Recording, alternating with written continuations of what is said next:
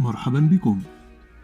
هل تبحث عن طريقة فعالة وسهلة للصق البلاستيك والخشب والسيراميك؟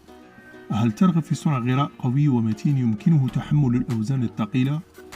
في هذا الفيديو سنقدم لكم طريقة بسيطة وسهلة لتحضير غراء من مكونين فقط: الستيروفوم والبنزين.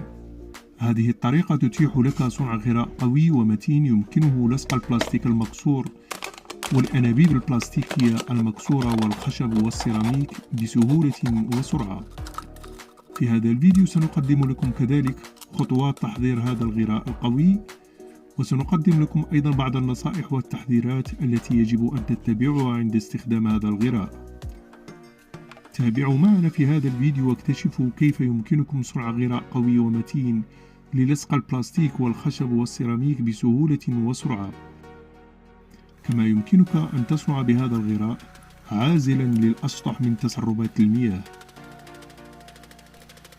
تابع الفيديو خطوة خطوة لتشاهد تطبيقات هذا الغراء على الخشب والأحذية والبلاستيك.